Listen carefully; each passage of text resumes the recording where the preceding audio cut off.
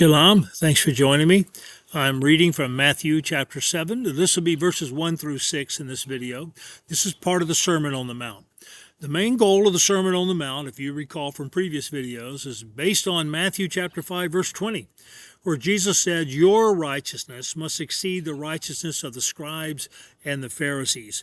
And the goal of what Jesus is teaching in this Sermon on the Mount is that we who belong to him have an ethical obligation to live a certain way. And the righteousness that he is talking about means our obedience to God's commands must come from our heart, not from just our external obedience to rules and regulations. We don't become good people because we have been obedient. We are obedient because we are good people. We are right with him in our heart, and that's where our righteousness comes from.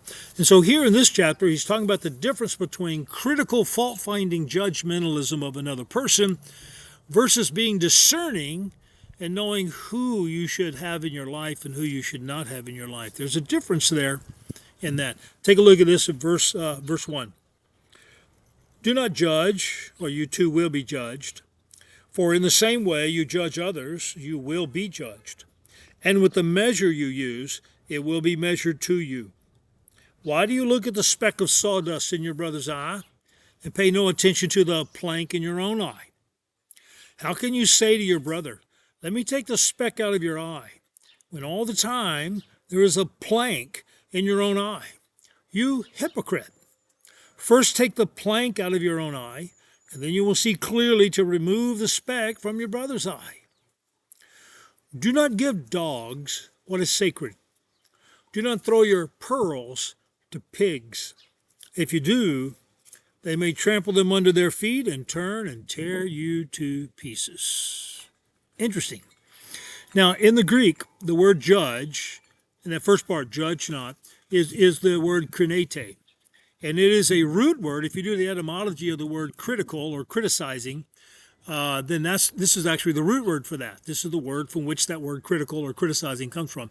And it describes a fault-finding spirit of a person, where when you look at another person, all you can look at and all you are looking for is their mistakes.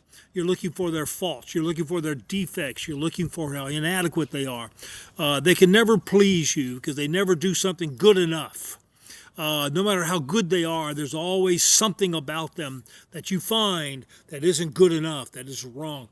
And that fault-finding negative mindset is what Jesus is talking about here. You don't have that view toward other people. Now, what he's not saying in here is don't use your brain and be a discerning thinking person, because there is a difference in being a critical thinker in the sense that you are critical because you are discerning what is good, what is bad, what is right, what is wrong, what is healthy, what is unhealthy, versus what is judgmental, which is critical, always fault-finding. That's not the same thing. That's why Jesus says later in the passage, don't throw your pearls to the pigs, don't give that which is holy to the dogs, because there are some people that you just don't need to have in your life.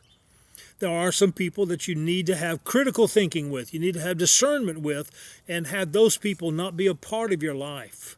That's okay. That's not, Jesus is saying that you can never condemn someone or judge someone in the sense that, you're not allowed to say, hey, that's wrong. You're doing something that you shouldn't be doing.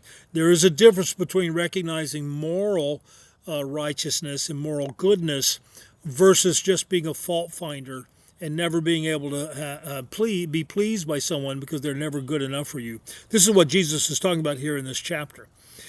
He also says here that's interesting. It says the measure that you use is the way you will be measured. In other words, the standard that you're using to analyze another person's goodness or badness is the way you too will be judged. In fact, it's the Greek word meter or meter, from which the word meter comes from. Like we're gonna put a meter on something and we're gonna measure its flow. We're going to meter something out. We're going to meet something out. We're going to measure something out. And that's what Jesus is talking about. The way in which you measure other people can also come back against you and be used against you. In fact, a good example of that is in Matthew 5, verses 21 through 23, in the previous chapter, where he was talking about murder. And he's saying you don't murder another person. He said, but I'm going to tell you that you shouldn't even be angry with another person to the point where you want to murder them. You should not be calling them fools and morons and empty-headed people. In other words, that's the judgmental, fault-finding, critical view of another person, and that's not what. And Jesus said, if you're going to be a follower of me, you don't have that attitude toward other people. But he said you can be discerning. You can choose who's right, who's wrong. You can choose who's good, who's bad. You can choose what is healthy, what is unhealthy to have in your life. That's an important thing. By the way, 1 Corinthians chapter 5, verses 9 through 11, the Apostle Paul mentions that there are people in this world who are sexually immoral. And he says we should not associate with them if they say they belong to Jesus, and they say they're a Christian, they say they're a follower of Christ, but they're not living a moral life. They're living a sexually immoral life. The Apostle Paul said we should not associate with them. And he said, but I didn't say anything about the people who are not in the church, people who are not part of the fellowship of Christ, because then you'd have to leave the whole world in order to not associate with them. I think that's interesting the way Paul says. So in other words, we can make discernments about who is righteous, who is unrighteous, who is holy, who is unholy, by the way they live, by their attitude, by their actions, their behaviors. We can do that. Jesus never said that was wrong. He just said we can be discerning. So I think that's an interesting section in there. Okay, join me for the next section, and it's some more about prayer, by the way.